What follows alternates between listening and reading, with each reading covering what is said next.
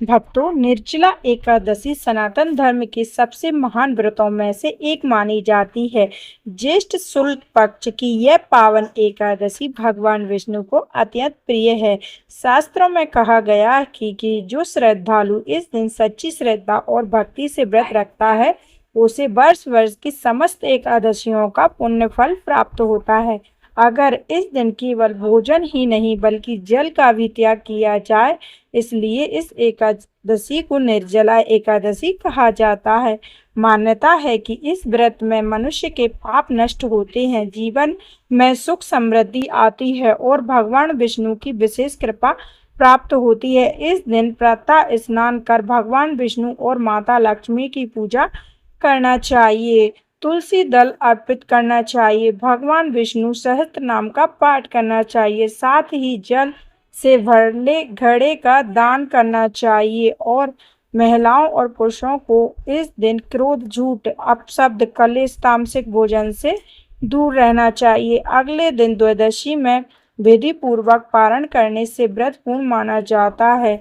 साथ ही भक्तों, अब हम इस वीडियो में ये जानेंगे कि इस विधि का पूजन कैसे किया जाता है और पूजा के दौरान वह महिलाओं को कौन सी गलतियों से करने से बचना चाहिए और साथ ही व्रत पारण कब करना है, एकादशी का शुभ मुहूर्त कब से कब तक रहेगा और एकादशी का जो शुभ मुहूर्त है वो क्या रहेगा। और साथ ही इस वीडियो के अंत तक आप बने रहिए। अगर आपको वीडियो थोड़ी सी भी अच्छी लगती है तो वीडियो को एक बार लाइक अवश्य करिए। तो चलिए हम पूजा विधि आपको बताते हैं।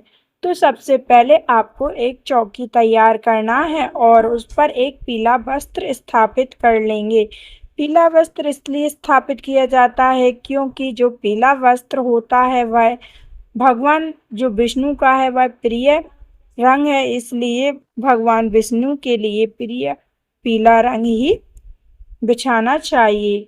अब देखिए हम यहाँ पर आसन देने के लिए दान का प्रयोग कर रहे हैं। तो यहाँ पर विष्णु भगवान जी की प्रतिमा को स्थापित करेंगे और उसके बाद एक घी का दीपक जलाना है और इसके बाद गंगा जल से शुद्ध कर लेना है। और यहाँ पर देखिए गणेश जी को भी इसी तरीके से गेहूं का आसन देंगे और उनका पूजन करेंगे।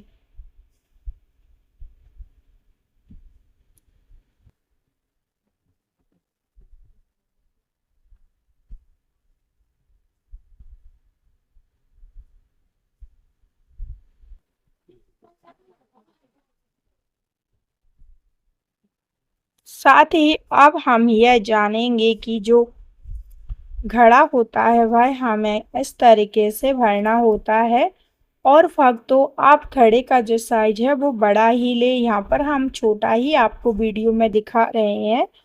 और यहाँ पर देखिए आप आम के पत्ते का भी यूज़ कर सकते हैं लगाने के लिए। अगर आपके पास अशोक के पत्ते हैं तो आप उनका भी यूज कर सकती हैं। आपके पास जो है उनका भी प्रयोग कर सकते हैं। इस तरीके से रख लेना है और उसके ऊपर से नारियल रखना है इस तरीके से देखिए। और इसमें आप सुपारी और जो तुलसी दाल है वो भी आप डाल सकते हैं, मिश्री भी डाल सकते हैं। अब इसके बाद देखिए हमने कलश की जो स्थापना है वो कर ली है।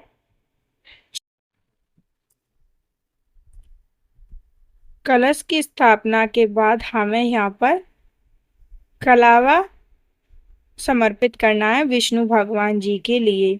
तो हम देखिए इस तरीके से कलावा स्थापित करेंगे विष्णु भगवान के लिए और साथ ही ओम विष्णु नमः का जाप करते रहेंगे। यहाँ पर कोई भी ज़्यादा बड़ी वीडियो नहीं है, हमने आपको छोटा सा ही वीडियो बना के दिखाया है कि किस तरीके से आप निर्जला एकादशी की पूजन है वो घर पर एकदम सरल पूजा विधि से कर सकती हैं। जो महिलाएं होती हैं उनको कन्फ्यूज़न रहती है कि पूजन कैसे करना है, कैसे कब क्या पारण करना है, व्रत के दौरान कौन सी गलतियां नहीं करना चाहिए, बहुत सारी कन्फ्यूज़न बनी रहती है। अब देखिए हमने यहाँ पर जो दीपक है वो जला लिया है। अब आपको आगे विष्णु भगवान जी का तिलक करना है।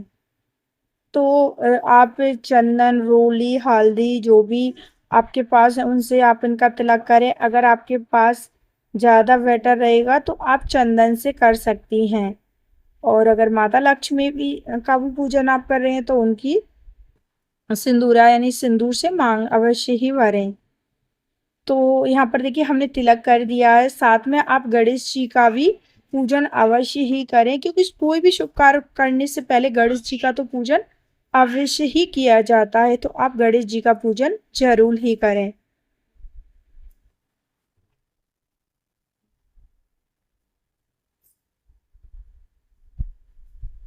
और महिलाओं को एक बात विशेष याद रखनी है कि इस दिन आपको पीले वस्त्र या फिर लाल वस्त्र धारण करना है, क्योंकि पूजा के दौरान लाल और पीले का महत्व अधिक रहता है। तो आप इस दिन पीले या फिर लाल वस्त्र ही धारण करें।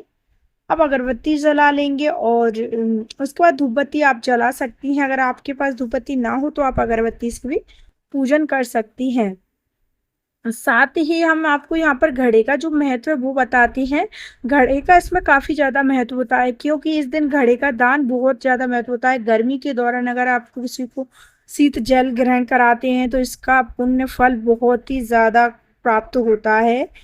तो आप घड़े में स्वच्छ पानी भरें और इसके बाद आप किसी जरूरतमंद या किसी गरीब को दान कर सकते हैं। और उसमें आप उसके साथ आप किसी को अगर कोई वस्त्र भी साथ में दान करते हैं तो उसका भी काफी ज्यादा महत्व माना जाता है। अब इसके बाद देखिए आपको फूल चढ़ाना है। और विष्णु भगवान जी को फूल अर्पित करने पीले कलर का फूल आप जरूर ही अर्पित करें उनको। और साथ ही आपको यहाँ पर देखिए जो विष्णु भगवान जी को तुलसी के पत्ते अवश्य ही चढ़ाना है, क्योंकि बिना तुलसी के भोग तो अधूरा ही माना जाता है। तुलसी दल अवश्य ही विष्णु भगवान जी को समर्पित करें।